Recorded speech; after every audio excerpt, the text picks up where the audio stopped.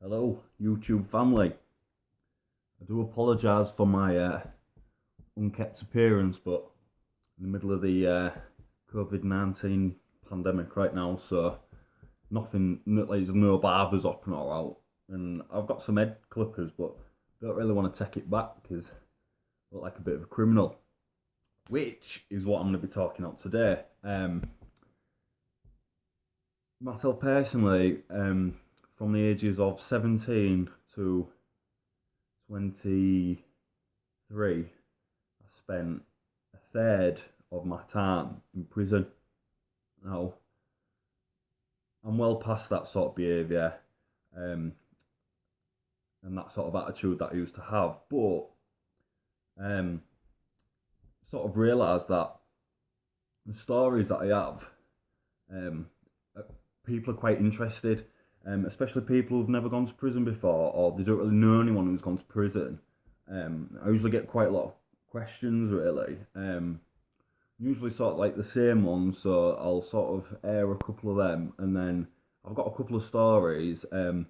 Mostly the stories do sort of surround violence because that is sort of a very real reality of being incarcerated with your fellow man. Is that tempers, flare up and people get offended and people offend other people and people rip people off for drugs and blah blah blah.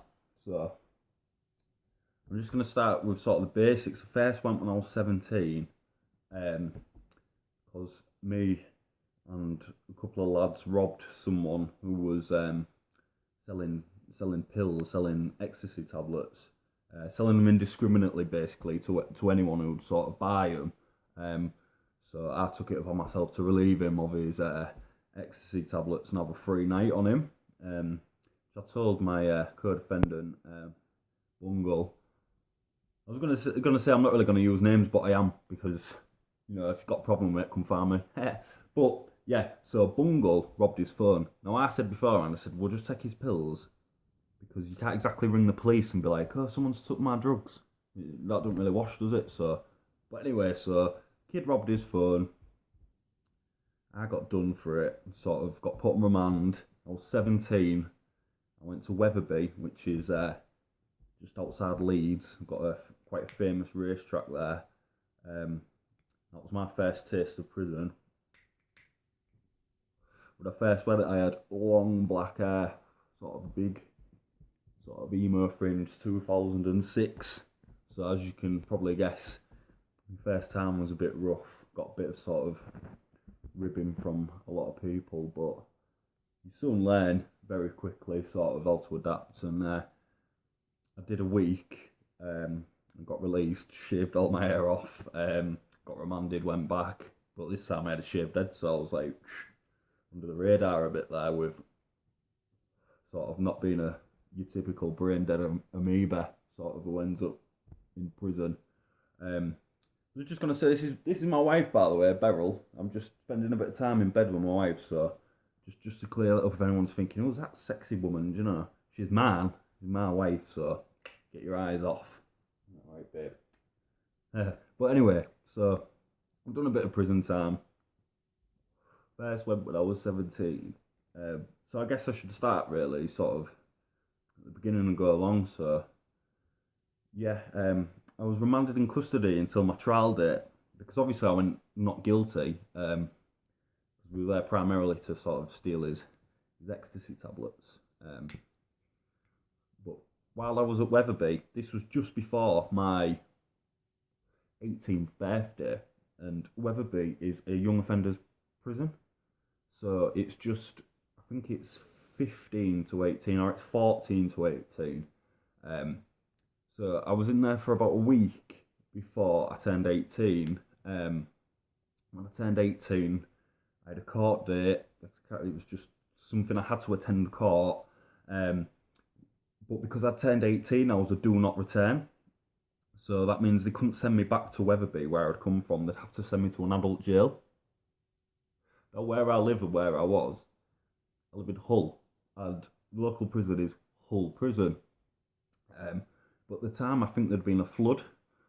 or something. Some of the water pipes had burst, and there was a complete mess, and it was on lockdown and wasn't receiving any new prisoners. So I went to Marshgate, which is in South Yorkshire. It's in Doncaster. Now Marshgate is not like Hull Prison. Well, I'd not seen Hull Prison at this point, so I had nothing to compare it to. So my first sort of initial reaction to a full grown man's prison was this American style private prison, as Marshgate is. Um, it's massive. It's a big prison, loads of different wings. The wings are all set out sort of like big octagon type shapes, and they've got a ground floor and a first floor landing. When I went to Marshgate, there was only sort of 2 or 3 people in the full prison that were from Hull, or that I came into contact with anyway. So I was like sort of the only Hull lad on my wing. And this wing was 18 to 21-year-olds. This is a YOI wing, a Young Offenders Institution wing. So all the lads were 18 to 21, which, as you can imagine, group of lads, 18 to 21 years old, all sort of criminals. You're going to get some lively characters in there, and there's going to be sort of quite a lot going on in the wing, which there was. My padmate, my cellmate, for anyone who's watching who's an American, was a kid from Leeds. He was called Ashley King. And I had no idea how this prison works, because in Wetherby, it was all where you sat to eat your food, your meals, was all determined by what cell number you was in. So you'd be sat next to the person who was housed next to you. So we all had numbers and we all had a assigned seating plan. Doncaster, Marshgate was different. It was more of a free-for-all, basically, and they had these big circle tables, and there was a Sheffield table, there was a Leeds table, there was a Doncaster table, and then there was the Asians table, which was Muslims, and there was like a rejects table, which was a small table with, you know, people with one eye in Chester, one eye in Leicester, you know the types, just like sort of wrong-uns creatures. Came out, got me tea, got me dinner, sat next to me padmate on the table. One of the lads has turned around and gone, "Yeah, mate, where are you from?" So I said, "I'm from Hull." And he said, "Ah, you can't sit here." "Why not?"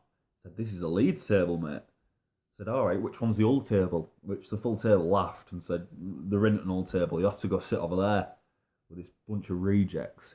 So I thought, fuck that. So I got the end table, and pulled it away from the Leeds table and sat on my own. That ruffled some feathers. I know it did. But I didn't know what else to do, because I thought, if I go sit with a reject straight away, I'm just painting myself as victim if someone's to be taken advantage of. So I thought, I'm not doing that. Anyway, long and short of the matter is that an Asian lad approached me. I think it was the next day, and he said, "Why don't you come sit with us?" So I thought, yeah, why not? Went and sat with the Asian lads, Muslims, and they were pretty good to me, to be honest. Like, the Muslims had some different privileges, like something to do with Friday prayers. They could get like these little bottles that were basically like perfume, like aftershave. They didn't have any alcohol in them. They were like little roll-on bottles, but the English lads couldn't get them. It was a religious thing, so I remember I got sorted out a few of them, and I got given me wash powder and things like that. The lads sorted me out, which I thought was quite nice. You thought the Leeds lads would have done that, you know, being sort of the same ilk, as it were, but they didn't. So I was sitting with the Asians, with the Muslims, and everything was fine for a couple of weeks, absolutely fine, until one day I was sat there, just eating my dinner with all the lads, you know, and a sausage fucking bounced off the table in front of me, which is fucking hilarious, really, because it came from nowhere. I was all just sat there, just eating our dinner, and this banger comes fucking whipping across the table. So with that, obviously, shit's broke loose. Everyone's jumped up. Plates of food are getting thrown. There's a big brawl going on, and the lad who came up to me initially and sorted me out, I think his name was Mumtaz or Shamtaz, or something like that. While this is all going on, I've backed up against the wall here, because fucking hell. You know, it's people getting fucking smashed up with plastic chairs and stuff. And he's come up to me and he's like, Uzi, come on. Come on. You know, trying to get me to fight with the Muslims. I said, sorry mate, I can't. Because I thought, do you know what? They've been good to me and they've sort of took me under the wing, but when it comes down to a sort of like a racial divide, I couldn't get involved. I start fighting the white lads on the side of the Muslims. I'm going to get put through the ringer. Do you know what I'm saying? I'm going to make myself a fucking target, so I didn't get involved. So that was like my first sort of thing that I saw that was like quite bad. Like there was a few fights in Wetherby, but they were over very quickly because like very young lads, like the screws or the officers were sort of very vigilant with fights starting because kids are brutal. And I saw a few people get knocked out, but no sort of like mass brawls like this. This was like shit went down like pretty quickly. So I managed to avoid getting involved in that situation. So yeah, not long after this, it was about November. It was Christmas, and just before Christmas, a fella had come onto our wing, and he must have been about 40 odd, balding. He was quite a simple sort of simpleton. Do you know what I'm saying? And he was in for, I think he'd done drunk driving or something, and he'd crashed, and he'd put someone in intensive care or something, and you could tell it was sort of like eating him up inside because he didn't want to leave his cell. He was crying a lot, which, when you see a full-grown man just crying, it's quite unnerving, really, because you've got lads in there who sort of, they'd never drop a tear, and this guy was just, emotionally, he just could not cope. He was just a wreck all the time, and a lot of the lads sort of clicked on to, he's not a murderer, he's not a nonce, he's not a wronger, and he's sort of done something stupid driving a car. He wasn't all there. And he's hurt someone, so there was a big level of sympathy out there, and the officers were trying to get people to be involved with him and sort of like look after him, sort of thing, because a man like that who's like crying constantly, I think a lot of us could sort of see that he might kill himself or something. Anyway, it's coming up to Christmas, and on Christmas Day, we've managed to get him out of the cell because he used to just eat in his cell. Officers have to take his food to him. We got him out of the pad, and he was sat on a table. We were all having our Christmas dinners, and there was one lad, black lad, who worked on the servery. Quite big lad, quite tonk, tall, about as tall as me, so quite handsome. But no, he started. I don't know what he said to him. I was on the other side of the sort of eating area of the wing, but this lad had said something to him, something bullying to him, and set this guy off, crying. So this guy's got his Christmas dinner in front of him, and he's fucking crying, he's bawling his eyes out because this lad said something to him, something dead nasty, and quite a lot of lads jumped up straight away in his defence and told this kid, fuck you and all this. And the kids, this black lad, works on the server, he had his dinner on his tray, and he was walking away to go back to his cell, and he was shouting all the verbal back, yeah, you fucking won't do nothing, da da da da, giving it all. He was walking up the stairs, and I'll never forget this. As he was walking up the stairs, this lad just flew down the stairs at him, just full on punched him, and that was it, just massive scrap. But that started on the stairs. There was a prison guard on the stairs as the two lads were passing, and the lad smacked the black lad, and it caused this massive sort of fight started there. But once that had started, that was the green light for the rest of the wing to just, everyone's away from the families, everyone's in prison on Christmas, sort of, the tension is very high. So it's kicked off, and you've got all these little disputes, all these people who sort of owe a tenner to each other, and, people don't like each other and things like that. It's just started a massive fucking brawl, like, across the full wing. Like, everybody was fighting apart from a few of us.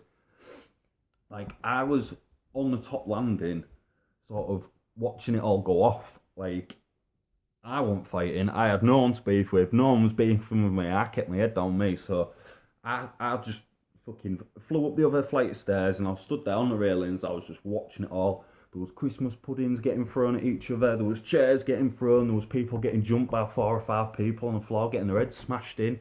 Um, the lad who'd started it all by being a nasty cunt. I remember seeing bits of his hair, bits of his sort of like he had an afro. There was bits of his hair like blowing along the floor because they sort of just teared him to pieces, ripped his t-shirt off, just fucking proper done him in, and rightly so as well, for being a nasty bastard. But that was pretty intense, and that was intense as well because the alarms went off and sort of there'd been 2 screws on the wing, and as soon as the alarms went off, within 3 or 4 minutes, the screws were just flying on the wing, riot shields, helmets. Some of them had video cameras, videoing everyone. Back behind you door, lads, just coming on just to shut it all down. I remember just as we was all going behind the door, just looking out and just seeing like Christmas food, custard, gravy everywhere, blood on the floor. There's people getting tied up. There's people getting handcuffed on the floors. People getting their arms fucking ripped up the backs and stuff. I remember it just kicked off like that, like 3 or 4 minutes of absolute violence, just a different level of violence on a scale I've never seen before. Like, and that was quite it was quite something. But yeah, so that was like a big brawl on Christmas, and like I found it quite amusing because, like I say, I wasn't involved. No one had beef with me. I didn't have beef with anyone else.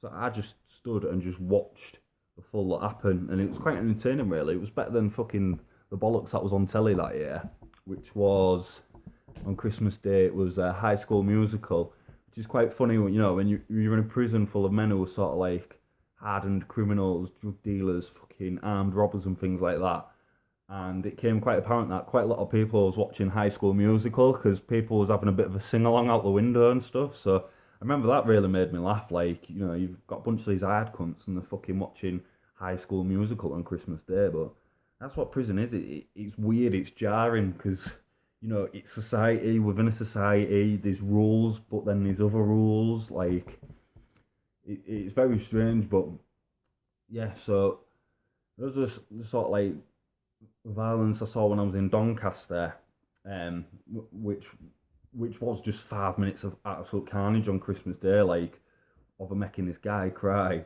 So that was a bit intense, but yeah. So that's Doncaster. I'm gonna make another video and do some stories about Hull Prison as well because from when I went to Doncaster, I got out and then a couple of years I came back to prison. I ended up in Hull Prison. And that is a Dickensian shithole. And I did see some really bad violence there. So I'll scratch my noggin and I'll come back with another video. So cheers for listening and take care.